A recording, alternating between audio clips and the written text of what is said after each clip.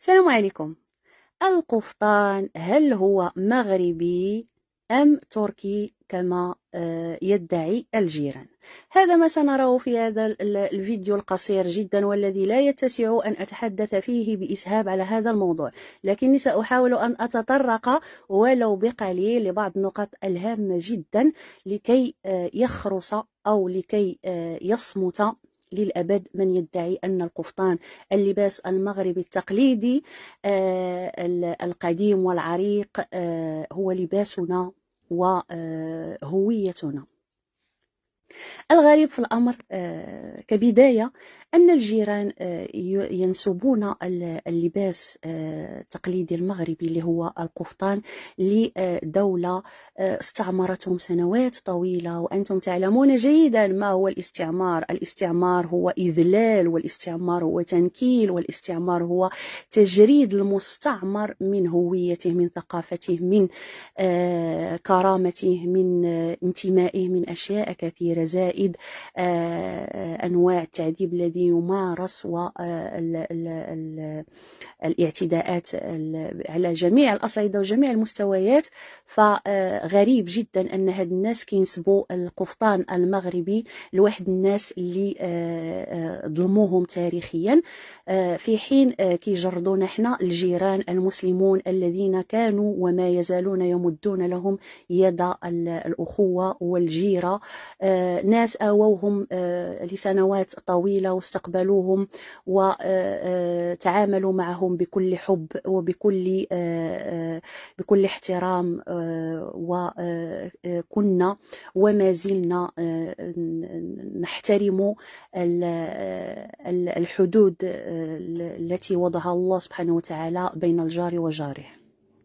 فهاد الناس كيقولوا ان هذا القفطان هو تركي، المهم غير ما يكونش مغربي. واخا انا بغيت نوجه واحد السؤال لهاد الناس هادو. اولا قبل ما نهضروا بعدا على هذا المشكل هذا، غادي نهضروا شويه على الدوله العثمانيه غير بعجاله. كيرجع الاصل ديال العثمانيين الى قبيله قايي، وهم جماعة من قبائل الأوغوز التركمانية التي كانت تسكن وسط آسيا، لكنها تعرضت للغزو المغولي فأجبرت على الترحال ناحية الغرب باتجاه الأناضول اللي هو تركيا حاليا، حيث استقرت هناك تحت حكم دولة السلاجقة الروم. سنة 1123 تأسست هذه الدولة العثمانية سنة 1299 على يد عثمان ابن أرطغرل، يعني سنوات طويلة بعد تأسيس الدولة المغربية، واللي حكموها سلاطين اللي كانوا كيلبسوا القفطان المغربي مع السلهم ومع الرزة ومع البلغة. هذا اللباس اللي كانوا يختصوا، اللي كان حكر على الرجال فقط، ومن بعد عاد ولاو كيطوروه النساء ولبسوه النساء.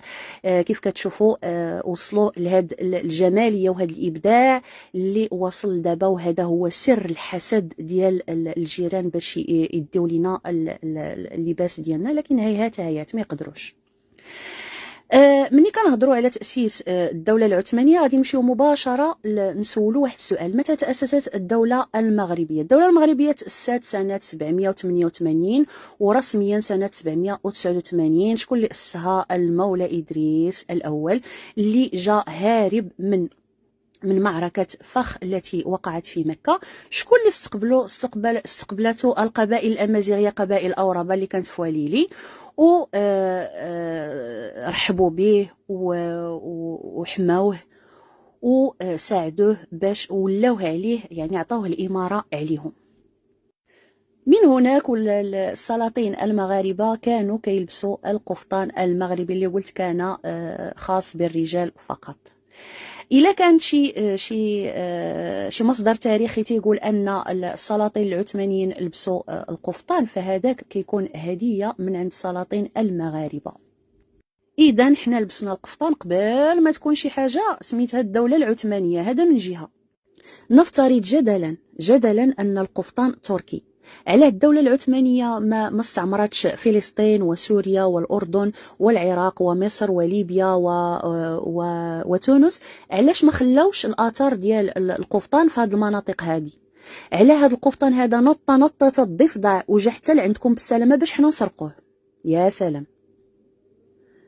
القفطان المغربي اللي عنده تاريخ عريق في المغرب انتقل لدول الجوار خصوصا الجزائر عن طريق القرب الجغرافي وبحكم الجوار اللي قريب بيننا وبينكم.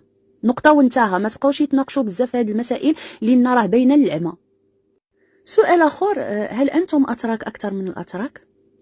إذا كانوا الأتراك ما سمحوش في البقلاوة اللي هي غير حلوة ونوضوا حيحة مع القبارصة باش يثبتوا ان البقلاوه هي من الحلويات التقليديه التركيه، كيفاش ليهم غادي يسمحوا في القفطان اللي كيمثل هويه، لباس كيمثل الهويه ديال بلد معين؟ كيفاش غادي يسمحوا في هذاك اللباس وغادي تجيو بالسلامه نتوما غادي تدافعوا عليه؟ فلو كان هذا القفطان تركي او لا اصله عثماني كيف كتقولوا ما غاديش يسمحوا فيه. كون راهم دابا دايرين ورشات كيخدموا عوض اللباس ديالهم اللي معروفين به دابا غادي يكون عندهم حتى هما قفطان.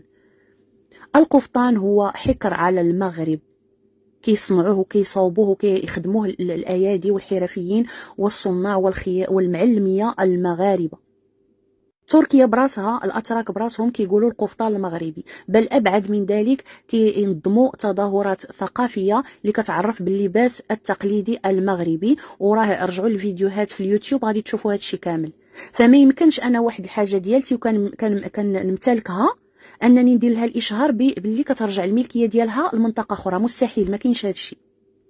واحد من التعاليق المضحكه صراحه الخبزاويه المستهلكه اللي كيستعملوا بزاف الجيران، وهي حيت جينا الوجده جبنا لكم القفطان وجبنا لكم المنصوريه اللي هي التقشيطه وجبنا لكم هما. شوف اي موضوع هضرنا فيه، هضرنا على البلغات يقول لك دخلوها لنا نهار جاو الوجده، هضرنا على الشده الوجديات يقول لك دخلناها لكم نهار جينا الوجده، هضرنا على البلغه والشربيل كذلك، هضرنا على الطاس او الشلال المغربي قال لك هما دخلوا هنا نهار جاو الوجده. ما عرفتش انا نهار جيتو الوجده واش كل واحد فيكم جايب كاميو معاهم دخل؟ نهار اختي جيتو الوجده راه جيتو حفاة عرات، والوجديات والوجاده هما اللي صدفوكم في البيوت ديالهم. نهار جيتو الوجده ودخلتوا لتطوان ودخلتوا راه المغاربه كانوا تيتشاركوا معكم اللقمه، هما اللي ستروا العورات ديالكم وكلوكم وشربوكم واشبعوا بطونكم، والوجديات هما اللي علموكم الخياطه وعلموكم المقروط وعلموكم بركوكش وعلموكم الطمينه وعلموكم الكعك الوجدي وعلموكم بزاف ديال الحاجات.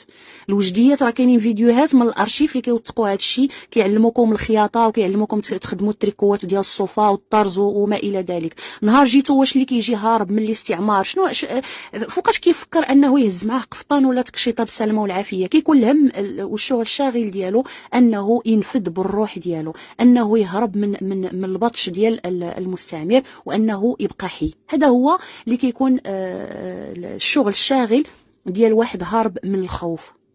وباش تكون مبدع في واحد المجال راه كتكون عندك تراكمات تاريخيه وكتكون عندك واحد التجربه اللي هي مستمره وقديمه بزاف. هاد القفطان دابا المغربي والتكشيطه وهاد اللباس المغربي اللي وصل العالميه دابا حاليا راه مر بواحد المراحل طويله وقرون طويله جدا. ما تجيوش نتوما بين عشيه وضحاها كنتوا اختي كتلبسوا غير السراويل الفضفاضه وبصحتكم، يعني هذيك ثقافتكم ولباسكم. حنا والله ما كنعايروا ما حتى شي حاجه، حنا غير تنجاوبوا. شحال من مره تحديناكم انكم تصوروا لنا ورشات ديال الخياطه وديال العقاد وديال السفيفه وديال الحرير وديال ما قدرتوش، ما عندكمش. راه كتشريو القفاطن والتكاشط والجلالب والبلاغي والحيلي المغربي، حتى الحيلي القبائلي راه كان يصنع في تيزنيت، مدينه تيزنيت المغربيه، وكاينين وثائق تاريخيه وكاينين الناس اللي خدموا هذا الشيء كامل، راه كاينين، راه حتى حاجه ما تنجيبها من عندي. فعفاكم ما تبقاوش يتزايدوا علينا وما تبقاوش هذا. فهاد الهجمه اللي درتو يعني بتوجيه من الله اعلم شكون او لا راه معروف شكون اللي كيوجهكم ضدنا. بالحق راه نحن بالمرصاد كيف سبق لي قلت لكم مرات عديده. باش تكون مبدع في شي مجال خص يكون عندك ارتياح نفسي. الارتياح النفسي ما كانش في ظل الاستعمار باش انكم تبدعوا. هادوك اللي تيقول لك نتوما استغليتوا الفرصه وسرقتوا منا كل شيء.